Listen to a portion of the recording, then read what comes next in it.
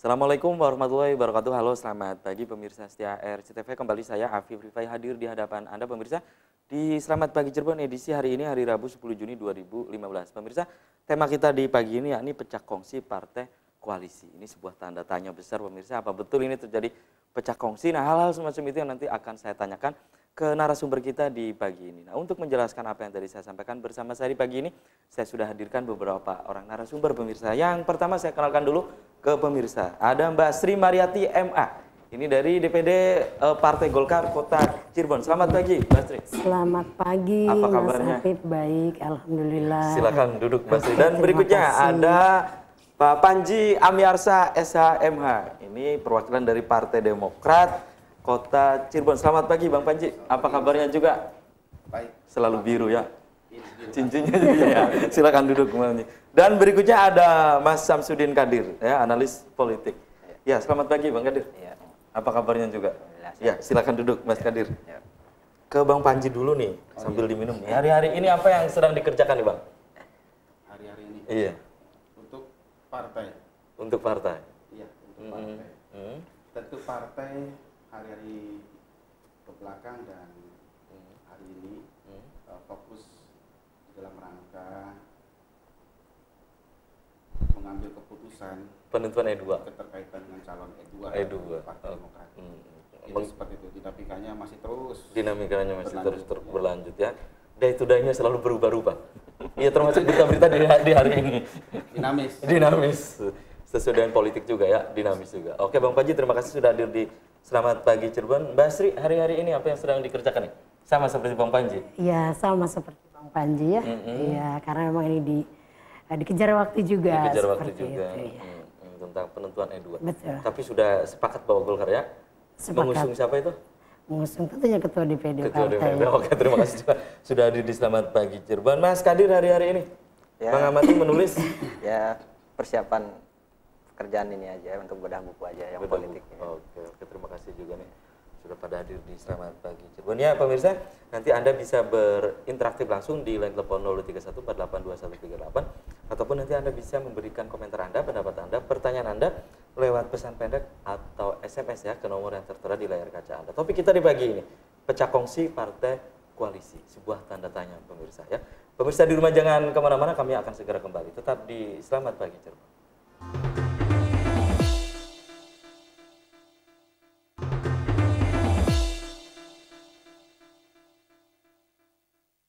Terima kasih Anda masih di Selamat Pagi Cirebon pemirsa.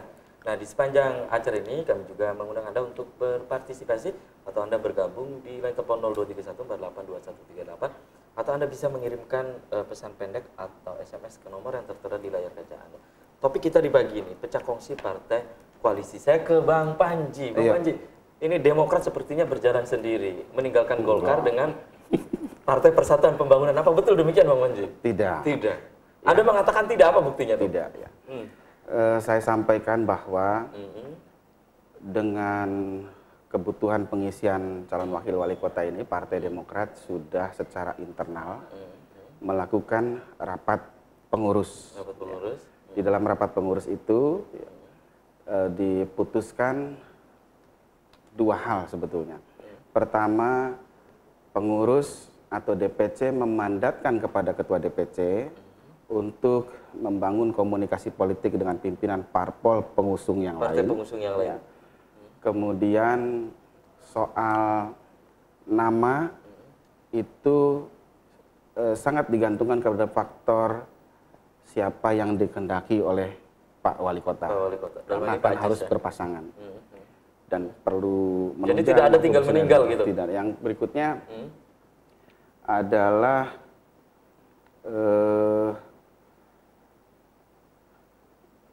prioritas dari calon yang akan diusung saat lalu pada saat undang-undang yang lama adalah kader internal, Kader gitu internal. ya. Dalam perkembangannya, ketua partai ketua DPC Pak Ajis sudah melakukan komunikasi dengan ketua parpol pengusung yang lain, baik itu dengan Golkar dengan P3, dan pada gilirannya akan menentukan frame nama-nama yang akan diajukan. Diajukan.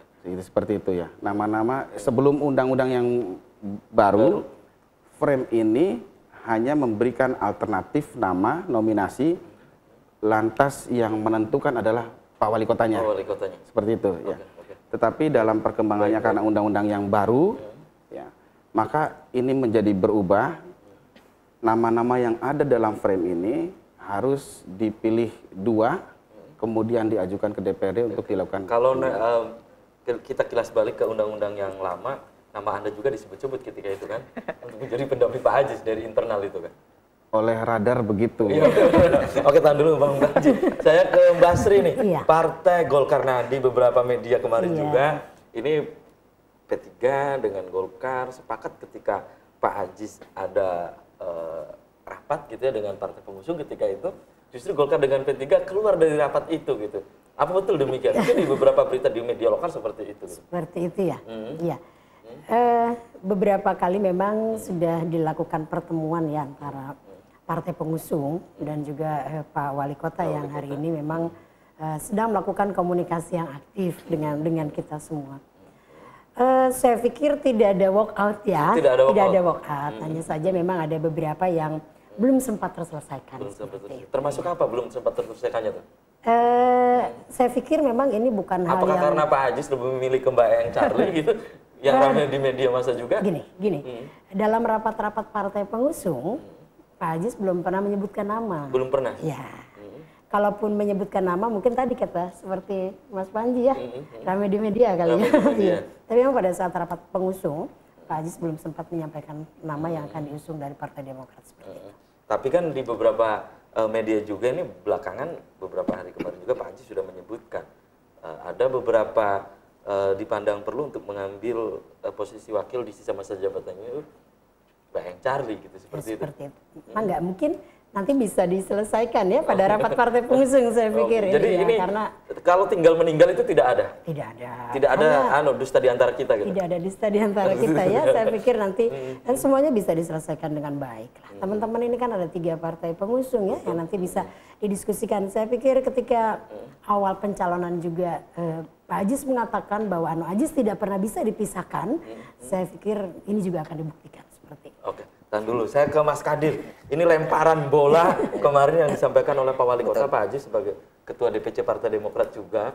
Dia akan mengambil dari luar partai pengusung. Apakah ini merupakan juga strategi dari Pak Aziz? Atau memang betul-betul Pak Aziz akan mengambil Eyang Charlie sebagai Ketua DPD Nasdem Kota Cirebon? Menurut Anda, di luar partai pengusung maksud saya? Iya. Menurut catatan saya paling tidak ada 2-3 poin. Yang pertama, pemunculan nama Eyang Charlie itu sebetulnya kritik juga ke partai politik pengusung sejak awal. Mengapa Anda kritik itu? Dinamika Golkar, dinamika P3, dan termasuk dinamika Demokrat, itu juga membuat seakan-akan Pak Aziz lebih mengambil jalan tengah di antara 3 pandangan politik dari partai pengusung. Kalau, maaf saya potong, kalau jalan tengah kenapa tidak mengambil birokrat saja gitu? Iya betul, sempat kan sebelumnya memang birokrat Pak Hasanuddin itu. Cuman kan dalam politik dia butuh kursi di DPRD. Karena ujung-ujung juga ya? Karena ujung-ujungnya kan menang nominal, ujung-ujungnya. Karena dalam konstitusi kan peraturan di Undang-Undang Nomor 8 yang terbaru itu kan partai politik hanya tiket masuk, yang menentukan tetap saja yang di dalam gitu. Nah sekarang yang menjadi problem adalah bagi saya sebetulnya fenomena ini selain sebagai kelemahannya Pak Aziz, sekaligus sebagai kelebihannya. Kelemahannya adalah karena terlambat untuk mengkomunikasikan sejak awal siapa yang segera akan Berarti kelemahan dari sisi komunikasi politik. Betul. Karena beliau sebagai Ketua DPC sekaligus sebagai penentu kebijakan sebetulnya dalam konteks karena beliau senior di 3 partai itu gitu ya.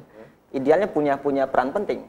Tapi ketika kemudian 3 partai ini sedang galau, akhirnya kemudian Pak Aziz memilih jalan lain gitu. Itu satu. Yang kedua, bagi saya ini juga kelebihannya. Lagi-lagi ini kritik tajam bagi partai politik yang masih belajar untuk berkoalisi. Ketika kemudian koalisi itu dibangun hanya karena kepentingan sesaat, maka kemudian sesuatu yang idealnya ini kan tidak rumit sebetulnya. Tapi dibikin rumit gitu. Dibikin rumit. Kan kalau misalnya sehati tidak perlu butuh waktu yang lama untuk menemukan titik temu gitu. Jadi menurut Anda ini buying time, ngulur-ngulur waktu. Ngulur-ngulur waktu ini saja. Sengaja juga mungkin oleh Pak Aziz gitu? Bisa jadi sengaja dibuat oleh Pak Aziz. Yang pertama bisa jadi untuk membuat GR yang lain, atau sebaliknya untuk membuat yang lain juga sakit hati gitu. Uji cinta lah bahasanya. Uji cinta ini ya. masih hati nggak sih gitu. Jadi masih PDKT juga, masih PDKT. Kemudian juga masih genit lah gitu ya. Cuman kritik kita sebetulnya, kenapa sih Pak Ajis kemudian lama-lama untuk menentukan nama? Itu hampir 75 hari sampai detik ini, sampai 75 hari. Ini yang justru dipertanyakan oleh publik ya Bu. Oke. Tahan dulu dan saya kembali ke Pak Panji. Ini kegenitan dari Pak Ajis kata Mas Kadir gitu, sengaja mengulur-ngulur waktu. Anda di Demokrat merasa seperti itu. Kemudian juga terjadi memunculkan juga simpang siur di internal Partai Demokrat, ada yang menginginkan kader internal. Kemudian juga Pak Ajis kemudian mengambil, udahlah Mbak Yang Charlie aja gitu, teman SMA kata Pak Ajis begitu. Ya banyak hal yang Track-record perlu jelas gitu kata Pak Ajis. dipertimbangkan. Tentu prioritasnya adalah bagaimana figur itu bisa bekerja sama dengan beliau, Di sisa dengan masa jabatan Pak itu, Wali Pak Kota, Panji, dengan sisa masa jabatan itu dan mampu menunjang beliau serta mampu membangun komunikasi politik yang bagus dengan DPRD karena ini terkait dengan pencapaian kinerja kelak nanti di 2018 kan seperti itu. Nah, kemudian komunikasi yang dibangun antar partai pengusung ini tetap dalam koridor yang terhormat ya, tetap terus dilanjutkan. Tinggal nanti saya berharap secara pribadi ada kearifan. Ya. Kearifan dari? Ada kearifan dari partai-partai pengusung maksudnya? Pengusungnya lain, terutama Golkar dengan P3 itu untuk bisa meletakkan pemikiran kepada tentang siapa sebenarnya yang dikehendaki beliau sebetulnya gitu ya. Tidak kemudian memunculkan kepentingan-kepentingan. Maksudnya jangan dipaksakan bahwa harus dari Golkar, harus dari P3 gitu. Iya, tadinya Ketika saya Pak Ajis ngambil dari non partai pengusung juga nggak jadi masalah gitu menurut Anda? Iya, tadi saya berharap begini. Itu terjadi satu diskusi yang sangat baik ya untuk kebaikan ke depannya ya. Jadi Golkar juga saya pikir tadinya akan mengajukan tidak satu nama ya.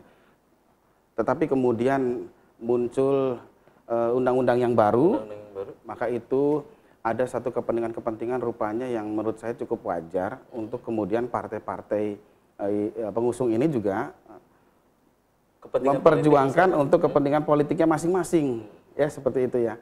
Tetapi investasi politik ke depan juga bagian yang harus menjadi titik pertimbangan atas itu ya. Nah, tetapi ini semua harusnya dapat dibicarakan dengan baik dan satu sama lain dengan undang-undang yang baru ini memiliki kepentingan. Memiliki kepentingan untuk bisa mengajukan dua nama karena dibatasi oleh tatib kan dua nama. Dua nama, betul, betul. Pada akhirnya seperti itu. Ya. Biarkan Demokrat ya, yang sudah memberikan mandat kepada Ketua DPC menentukan calonnya dan biarkan pula Partai Golkar juga dengan pemikirannya di internal partainya menentukan calonnya seperti itu. Baik. Jadi ini mungkin ada kesengajaan juga. Di dalam internal Demokrat dibuat dulu manajemen konflik, itu perbedaan pendapat seperti itu mungkin. Pak Panji, namun tahan dulu Pak Panji, Mbak Sri dan Mas Kadi dan pemirsa RCTV di rumah jangan kemana-mana. Selamat pagi Cirebon akan segera kembali setelah yang lewat ini.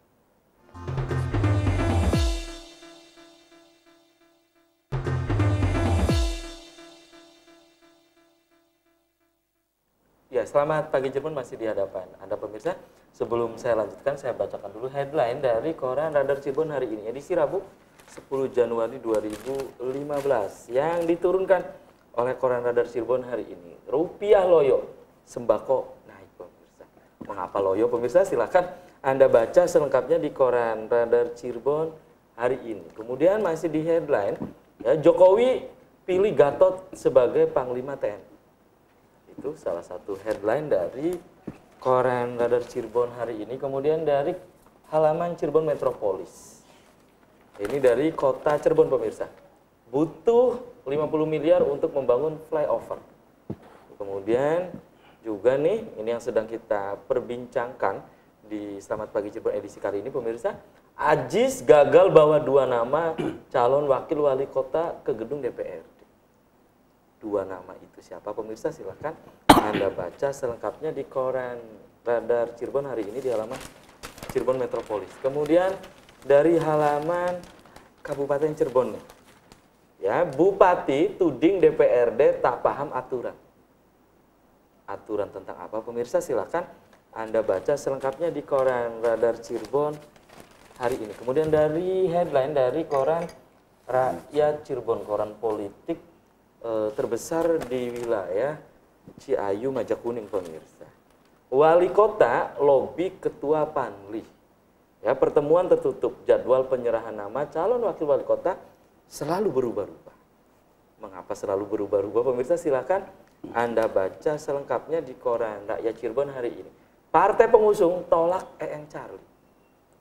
Apa betul demikian juga nih pemirsa, silakan juga Anda baca selengkapnya di Koran Rakyat Cirebon hari ini. Kemudian dari halaman Pro Cirebonnya nih, ini dari Kota Cirebon pemirsa. Perwali PPDB amanat dari Perda. Kemudian wali kota tak ingin intervensi. Komisi C akan panggil panitia dan dinas pendidikan Kota Cirebon pemirsa. Itu headline dari Koran Radar Cirebon dan Rakyat Cirebon hari ini pemirsa. Nah, di segmen ini kami juga masih membuka Anda untuk bergabung, berpartisipasi di line telepon 0231482138, atau Anda bisa memberikan komentar Anda, pendapat Anda, opini Anda ke nomor yang tertera di layar kaca Anda ya. Dan ini sudah ada beberapa SMS yang sudah masuk. Selamat pagi Cirebon dari Kang Afan di Pamengkang. Tolong dong satukan visi dan misi untuk membangun Kota Cirebon yang lebih baik. Kasihan rakyat yang tak tahu apa-apa jadi korban, direbuti baik aja posisi E2 ya.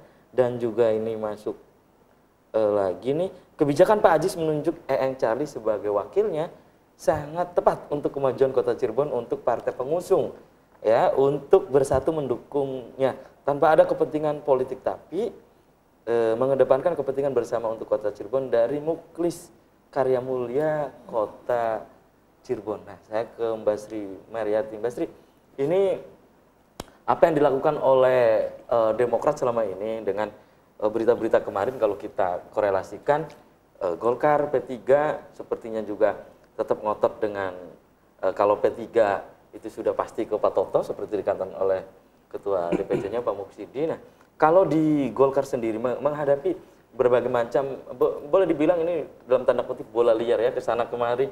Kemudian Pak Ajis juga lempar akan mengambil Mbak Eeng Charlie gitu. Nah, seperti apa di Golkar sendiri menanggapi lemparan-lemparan dari Pak Ajis seperti ini, komunikasi politik Pak Ajis seperti ini? Saya pikir ini sedang berproses ya. Ini sedang berproses. Berproses dan butuh kehati-hatian, bukan hanya menyelesaikan sisa masa jabatan. Saya pikir karena ini politik, maka kepentingan politik ada. Kepentingan politik. Seperti itu. Tentunya jadi, pasti ya. Tentunya ada. Kalau bilang tidak ada kepentingan politik, nonsen. Nonsen ya.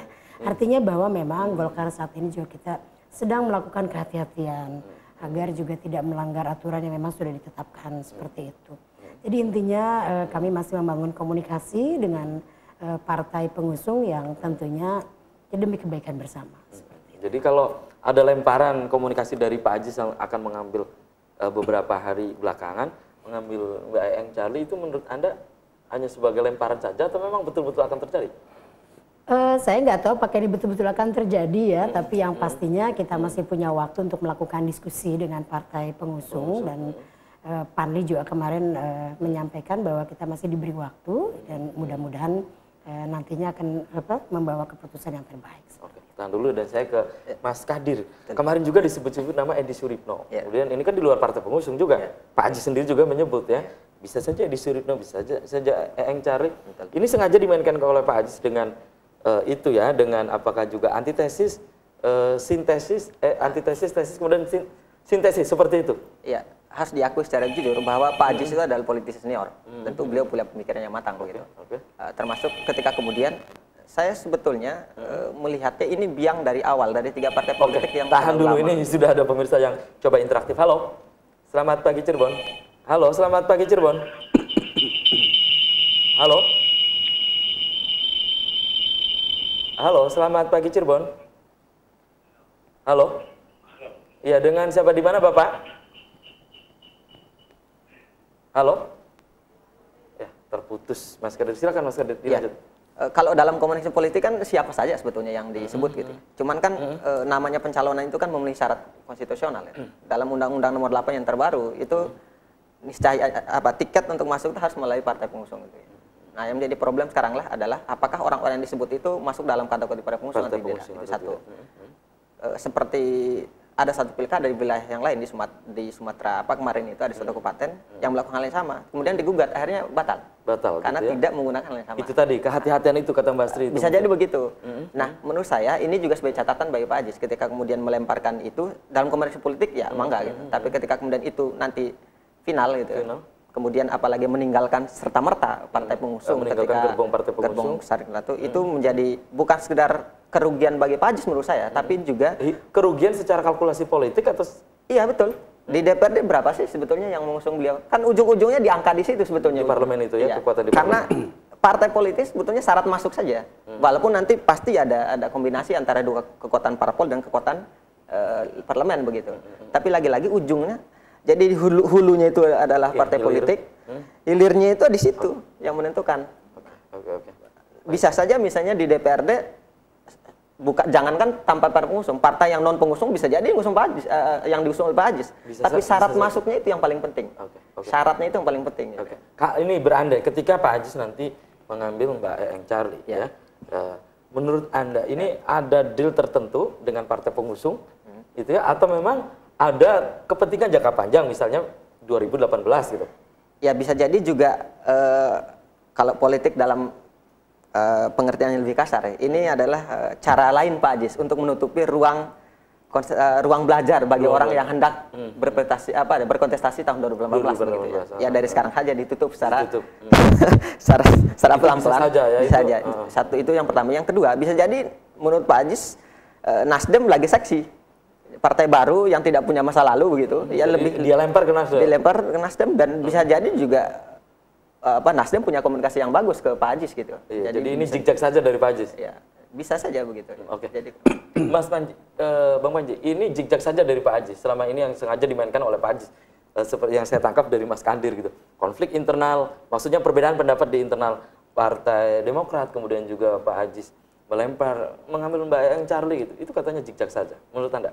Iya. Sengaja dimainkan seperti itu gitu. Ya bukan permainan juga. Bukan. Ya, tetapi bukan political game, bukan. Bukan political game, tapi juga itu merupakan ragam dari berbagai pertimbangan-pertimbangan, masukan-masukan. Dan sengaja memang dibiarkan seperti itu ya? Yang tentu memiliki latar belakang pertimbangan sendiri-sendiri. Jangankan di luar ya, tapi di internal kami saja itu beragam pendapat gitu. Ya, yang memberikan masukan. Sama seperti di Golkar juga ya Mas Ria? Sama juga demikian, beragam pendapat ya. Hanya kalkulasi-kalkulasi itu kan tentu punya plus minusnya ya.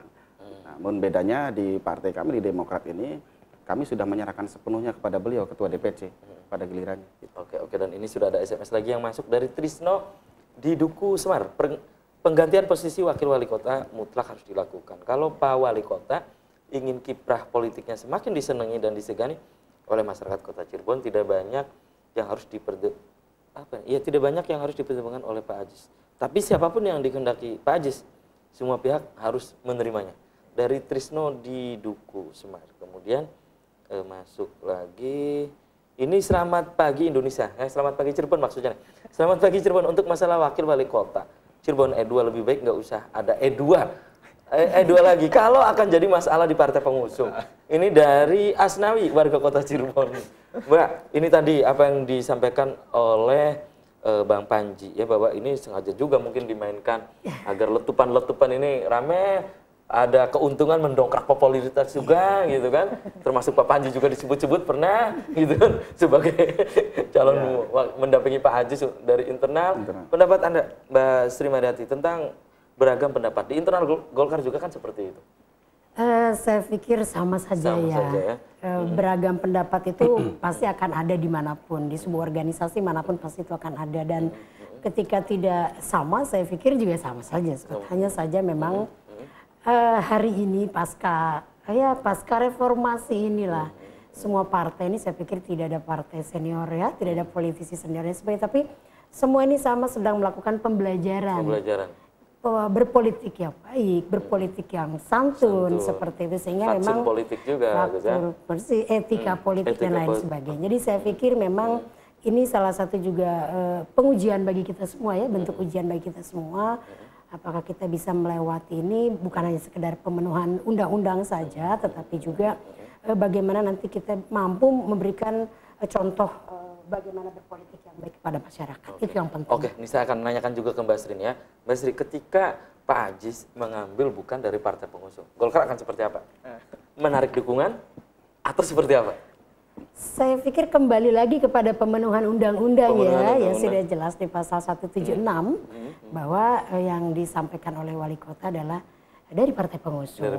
Jadi saya pikir ini kan masih ada waktu untuk melakukan komunikasi. Kalau dalam komunikasi ada hambatan komunikasi itu hal yang biasa. Hal yang biasa. Sehingga nanti juga pada saatnya nanti akan satu suara seperti itu. Oke, tahan dulu Mbak Sri, dan saya akan ke Mas Kadir ya tentang yang dilakukan oleh Pak Aziz selama ini ya. Anda dan kita semua menikmati betul lemparan ke sana ya, ke utara, tapi arahnya ke selatan juga, dan itu sering dilakukan oleh Pak Aziz. Namun tahan dulu Mas Kadir, pemirsa di rumah jangan kemana-mana. Selamat Pagi Cirebon akan segera kembali tetap di RCTV.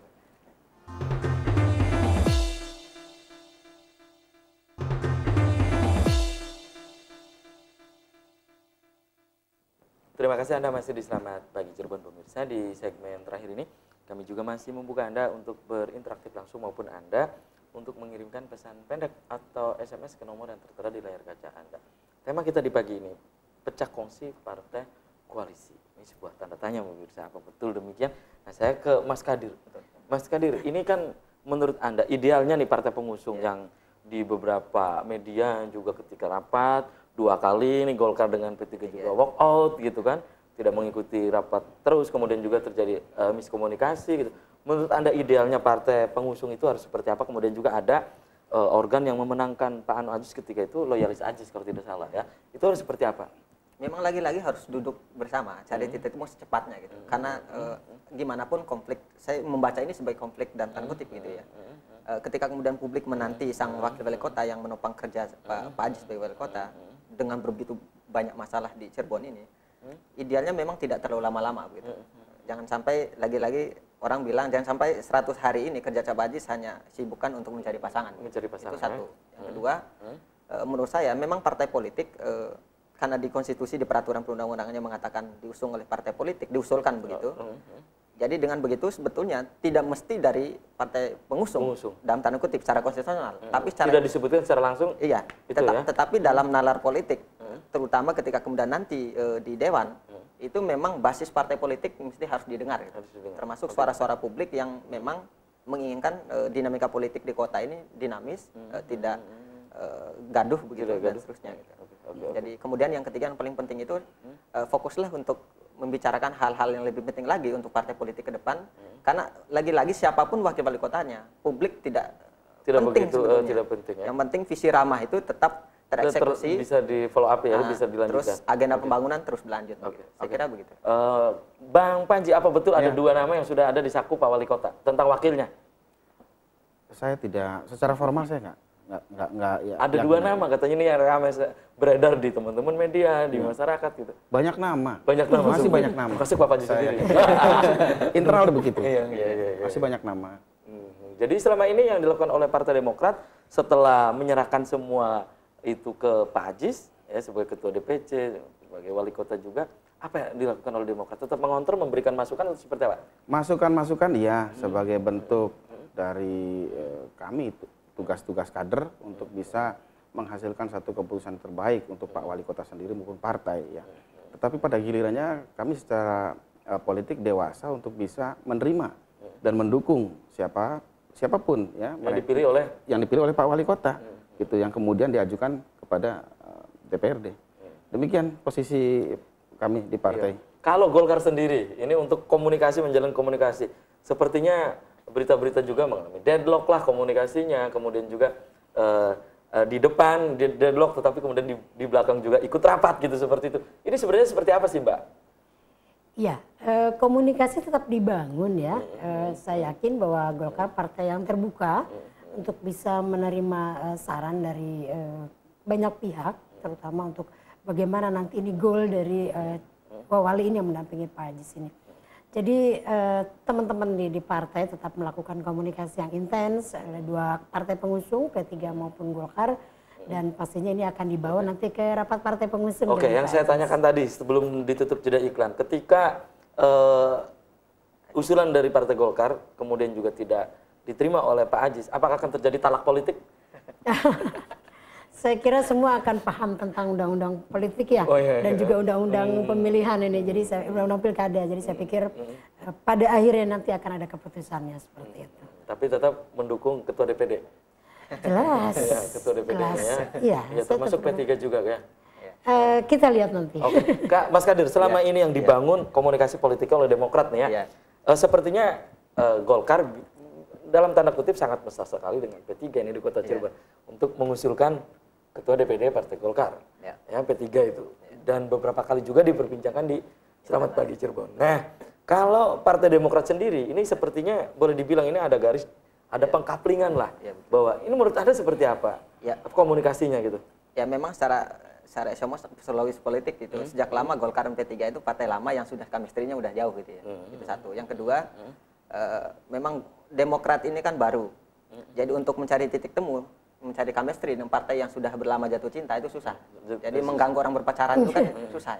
Apalagi berpindah ke lain hati. Apalagi itu yang kedua. Yang ketiga ini sebetulnya menurut saya lagi-lagi saya catatan kaki yang ingin sampaikan ke partai politik sejak awal. Kenapa kemudian di awal-awal teman-teman media itu sudah mengangkat nama itu kan sebagai pemantik bagi partai politik. Hayo gitu bangun gitu. Jangan lama-lama. Jangan sampai itu nanti sebenarnya ketika pancingan saja ya. Jangan sampai pas injury time nanti baru kelahi gitu ya. Nah, sekarang kan injury timnya kan. Dan hampir 5 kali saya sampaikan di sini di forum yang sama ini, hampir 4-5 kali di forum yang sama gitu. Hayo dari sekarang gitu. Biar nanti ketika karena sekarang ini publik. Jadi menurut Anda ini terlambat gitu partai pengusung? Saya kira ini kan sudah di tatipnya kan tanggal 5. Ini sudah tanggal berapa gitu. 5 hari bagi publik itu. Iya, ini sudah tanggal 10. Iya. Gaji 5 hari kan lumayan itu. Itu kan tidak ada apa-apanya gitu. Itu saya kira gitu. Nah, kemudian catatan selanjutnya saya sebetulnya tidak habis-habisan untuk mencatat Pak Ajis itu. Ini juga sebagai kritik ke Panli untuk tegas-tegasan dalam menjaga tata tertib gitu. Jangan sampai kemudian ada ini bisa diutak-atik kemudian. Langsung aja gitu. Kenapa nggak tegas? Justru yang menjadi menjadi korban dari dinamika ini nanti justru menurut saya di DPRD sendiri dalam hal ini Panli karena tidak konsisten dengan apa yang sudah disepakati. Kan wali kota itu kan melaksanakan aturannya aja sebetulnya. Dia tidak punya hak untuk membuat sesuatu. Oke, tahan dulu Mas Kadi, dan ini sudah ada SMS lagi nih dari Samsul di tengah laut ya, sebagai penjaga kapal tanker di tengah laut. Lagi nonton Selamat Pagi Cirebon. Iya, menurut saya secepatnya wakil wali kota dipilih. Jangan terlalu lama. Siapa saja yang terpilih menjadi wakil wali kota Cirebon. Yang penting satu misi, satu visi dengan Pak Haji. Supaya kota Cirebon maju untuk kota wali. Ya, itu. Dan ini masuk. Aduh, banyak sekali nih SMS-nya nih pemirsa. Ya, kemudian ini masuk lagi. Aji semestinya secara gentle meminta maaf kepada masa Golkar dan P3 yang dulu mendukungnya bahwa tidak akan memilih wakil dari Golkar dan P3. Basri, menanggapi SMS ini dari pemirsa. Sah-sah saja ya. Sah-sah saja. Ya, hari ini semua beropini juga sah-sah saja karena memang sudah kondisinya alam keterbukaan. Tetapi kembali lagi nanti yang mungkin juga menjadi catatan kaki tadi Mas Adir menyampaikan bahwa ini mungkin mudah-mudahan partai pengusung akan segera memutuskan gitu ya. Bang Panji, ini ada SMS demikian. Aji semestinya secara gentle meminta maaf kepada masa Golkar dan P3 yang dulu mendukungnya ya ketika Ajis itu bahwa tidak akan memilih wakil dari Golkar dan P3. Anda memberikan masukan seperti apa ini? Yang memilih kan DPRD. Nanti yang memilih DPRD. Jadi Pak Ajis itu sebagai dalam kedudukan sebagai ketua DPC tentu untuk mengurusi bagaimana sikap di internal Partai Demokratnya. Dan wali kota itu hanya melaksanakan seperti tadi yang sampaikan Mas Samsudin, hanya melaksanakan untuk mengajukan dua nama. Ya. Dan di Golkar kan sudah hampir dipastikan katanya Pak Toto. Ya, ketua DPD. Dan itu juga tidak ada dari kami, dari Partai Demokrat untuk melakukan satu keberatan atau sejenisnya ya. Artinya tidak perlu ada hal-hal yang kemudian menjadi prejudice bahwa kami tidak lagi respect kepada Partai Golkar, tapi justru ini kan mitra koalisi dan saling berkebutuhan, saling berkepentingan untuk sama-sama bisa mengajukan dua nama ke DPRD. Oke, dan ini ada SMS lagi yang cukup menarik nih menurut saya nih. SMS dari pemirsa. Kenapa sih Pak Ajis berani melanggar sejarah? Ya, satu, publik mafhum. Ada harga, ada rupa. Iya, transaksional. Kedua, Demokrat Nasdem akan mengusung Ajis lagi. Mungkin dealnya seperti ini. Iya. Ya, sebelum saya ke Mas Kadir nih. Oh iya. Tentu sepakat semuanya, pasti sepakat bahwa visi ramah jangan berubah menjadi visi mahar. Itu ada statement dari ramah jangan berubah jadi visi mahar. Itu pasti sepakat. Dan tentu secara pribadi saya juga mengajak semua elemen untuk turut mengawasi perjalanan proses itu betul-betul harus bersih dari segala jenis politik uang. Seperti itu. Iya. Oke. Mas Kadir menanggapi beberapa SMS yang sudah masuk ini dari pemirsa. Silakan Mas Kadir. Ya emang seharusnya begitu ya. Maksudnya Pak Ajis memang harus sekarang bukan sekedar mendengar dari partai pengusung atau elit partai di internal Demokrat, sekaligus untuk mendengar publik. Karena suara publik sebetulnya lebih jernih dalam pengertian bahwa mereka tidak ikut terlibat dalam dinamika politik yang dibangun di internal partai politik. Satu, yang kedua, publik itu lagi-lagi inginnya si kota Cirebon ini damai dan pemerintahan berjalan dengan baik dan sekarang gitu. Tidak lama-lama di ini. Nah, kemudian yang ketiga, saya kira publik harus kita ajak agar tadi tidak terjadi politik mahar gitu. Karena hampir 3% pemilu kada di Orde Lama sebelum undang-undang ini terjadi itu semuanya terkena kasus gitu. Baik itu anggota dewannya maupun yang terpilih dan yang tidak terpilih. Saya khawatir di kota itu kita tidak ingin seperti itu. Tertangkap basah juga, ini berbahaya juga ya. Dan ini sepertinya opini dari pemirsa itu tentang melanggar sejarah itu kan publik mafhum ada harga ada rupa. Kemudian juga Demokrat Nasdem akan mengusung Ajis lagi. Kemungkinan ini opini yang kedua ini untuk jangka panjang di 2018. Mbak Sri singkat saja menanggapi ini. Saya pikir saya tidak berkomentar ya, tapi intinya bahwa bagaimana nanti partai pengusung ini mampu untuk memberikan kondusivitas kota dan yang pasti yang diputuskan oleh partai pengusung nanti betul yang nanti akan disampaikan ke DPRD akan dipilih oleh DPRD. Intinya itu yang terbaik untuk masyarakat. Bang Panji, Mbak Sri, dan Mas Kadir, sayang sekali waktu kita terbatas. Ini SMS masuk terus banyak sekali. Dan ke Bang Panji, di closing statement, pesan apa yang Anda sampaikan singkat saja untuk pemirsa, khususnya di Kota Cirebon. Singkat saja Bang Panji, di closing statement sebelum saya tutup. Ya, tentu terima kasih kepada masyarakat Kota Cirebon yang betul-betul memperhatikan proses perjalanan dari perjuangan pasangan Ano Ajis ini, utamanya partai pengusung yang mendapatkan kesempatan untuk melaksanakan visi misi yang kita tahu itu religius, aman, maju, aspiratif dan hijau ya. Dan tentu sama-sama kita mengawasi proses pelaksanaannya agar betul-betul bersih ya, terbebas dari politik uang dan melahirkan wakil wali kota yang berintegritas, kompeten dan bisa menunjang Pak Wali Kota dalam mewujudkan visi misi itu. Mbak Sri, di closing statement singkat saja apa yang Anda sampaikan? Closing statement, mudah-mudahan partai politik mampu memberikan pembelajaran yang terbaik untuk masyarakat Kota Cirebon. Mas Kadir, singkat saja di closing statement. Ya, ini sebetulnya ruang pembelajaran yang paling efektif bagi publik untuk lebih dewasa, termasuk pada partai politik justru untuk lebih dewasa, siap menerima perbedaan dengan lapang dada gitu, karena publik ini sebetulnya sedang menganti kinerja kita yang terbaik gitu. Terima kasih sudah pada hadir di Selamat Pagi Cirebon. Bang Panji, Mbak Sri dan Mas Kadir, dan pemirsa mohon maaf tidak semua SMS yang masuk bisa saya bacakan, banyak sekali nih SMS yang masuk. Dan bagi Anda yang sudah memberikan interaktif langsung saya juga aturkan terima kasih. Itulah Selamat Pagi Cirebon kita kali ini. Semoga bermanfaat. Terima kasih juga atas perhatian dan kebersamaan Anda. Akhirnya saya Afif Rifai dan kru yang bertugas pada pagi ini pamit undur diri. Selamat beraktivitas dan wassalamualaikum warahmatullahi wabarakatuh. Waalaikumsalam. Dari awal sampai akhir.